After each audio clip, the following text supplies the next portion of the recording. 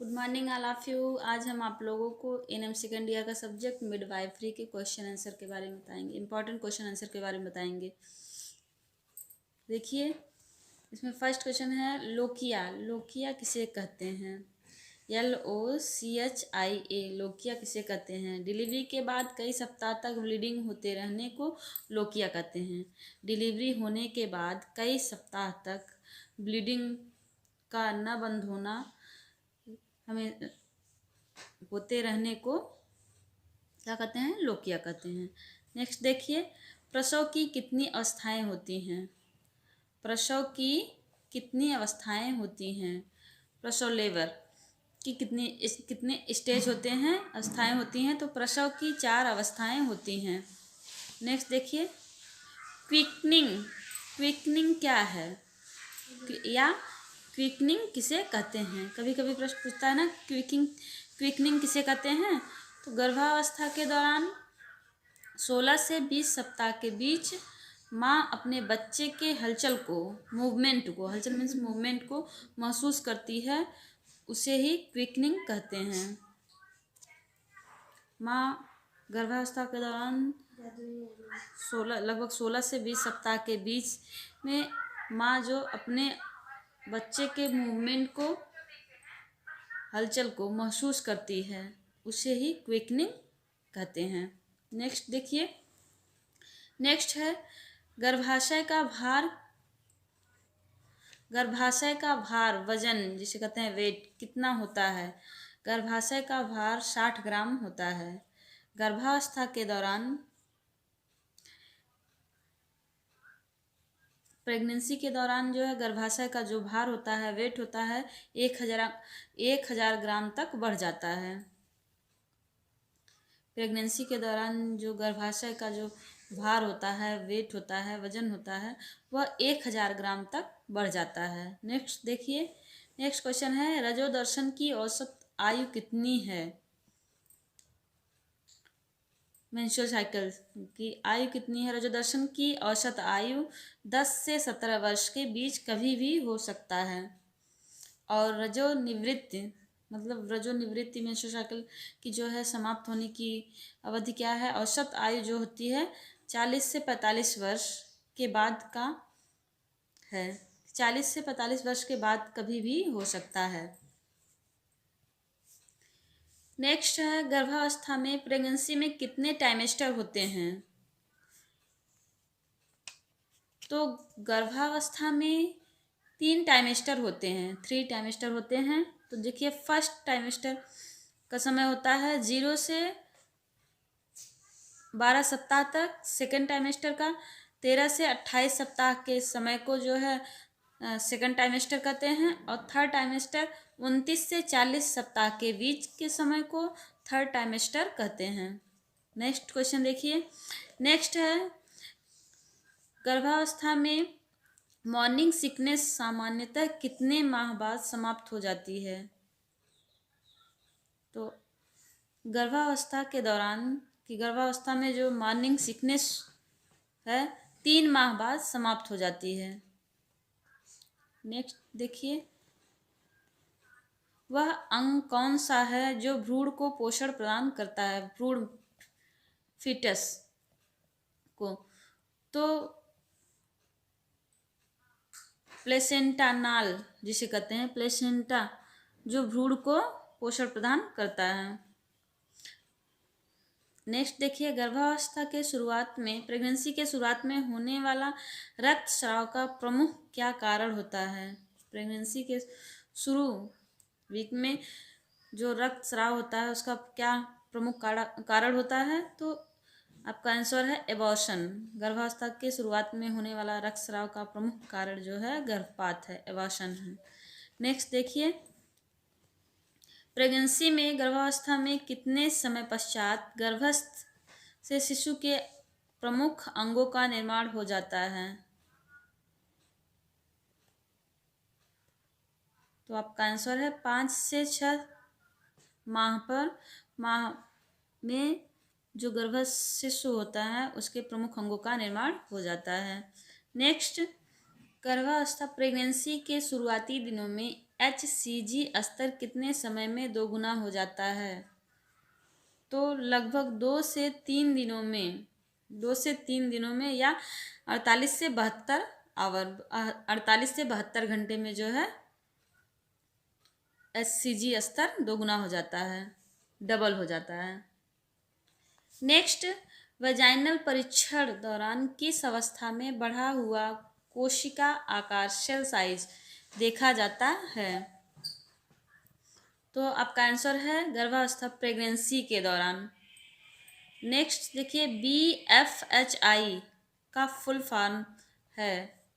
तो BFHI का full form है baby friendly hospital initiative.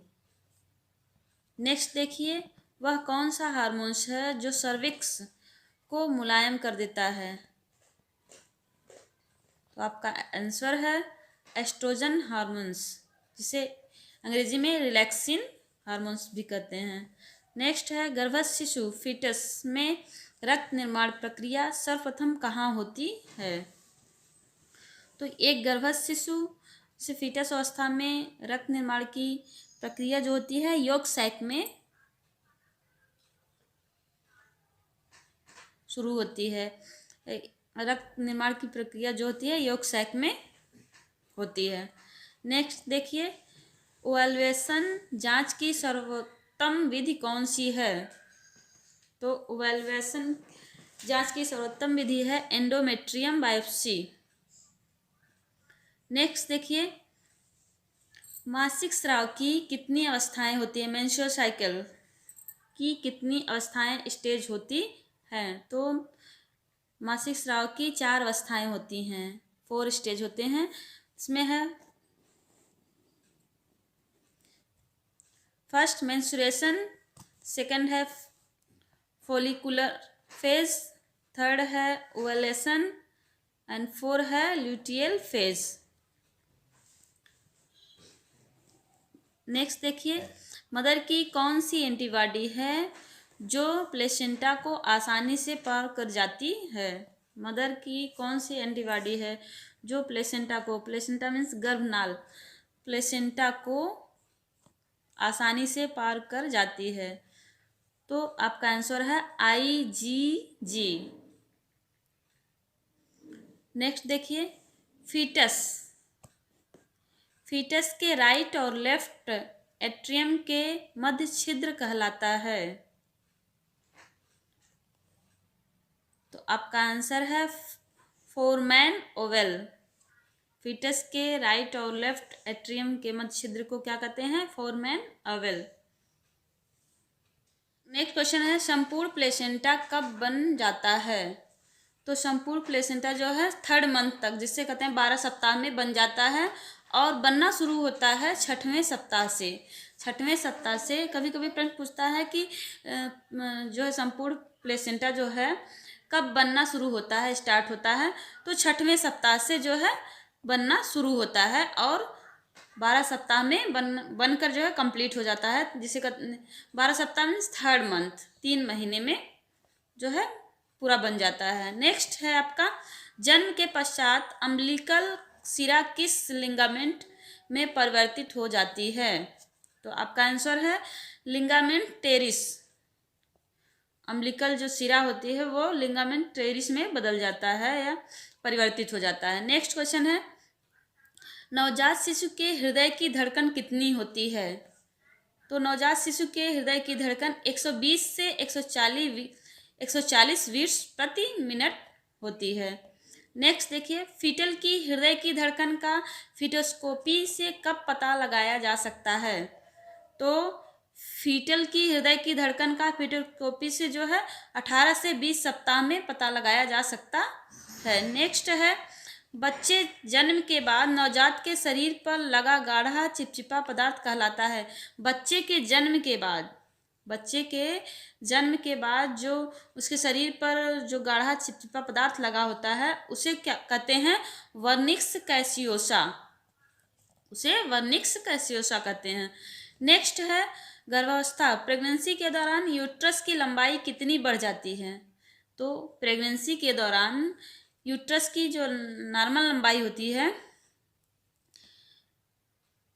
Uterus की नॉर्मल लंबाई 7.5 cm 7.5 सेंटीमीटर होती है नॉर्मल लंबाई, और गर्भावस्था के दौरान जो प्रेगनेंसी के दौरान 35 सेंटीमीटर तक बढ़ जाती है।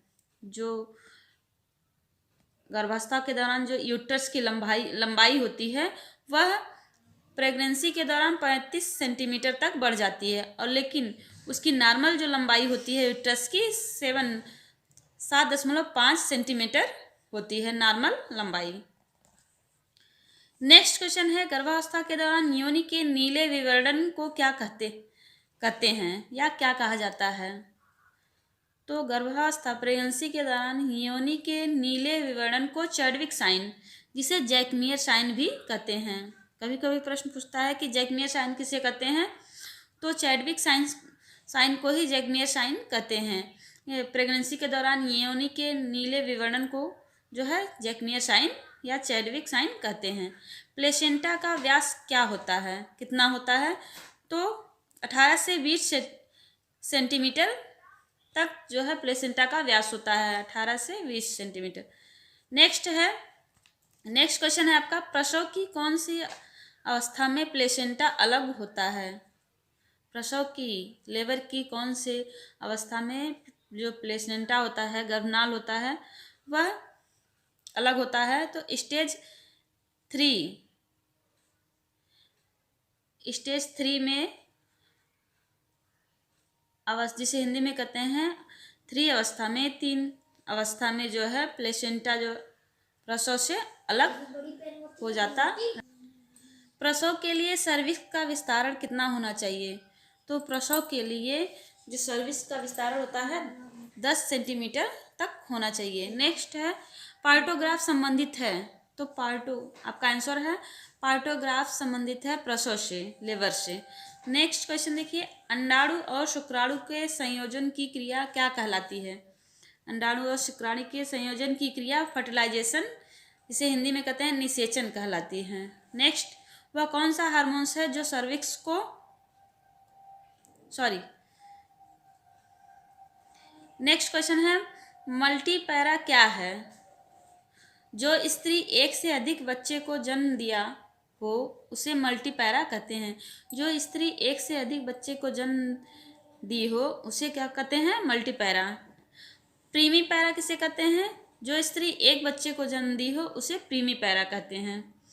नेक्स्ट, न्यूलीपैरा क्या है? जो स्त्री किसी बच्चे को जन्म नहीं दी हो उसे न्यूलीपैरा कहते हैं, जिसे हिंदी में बंझापन भी कहते हैं। नेक्स्ट,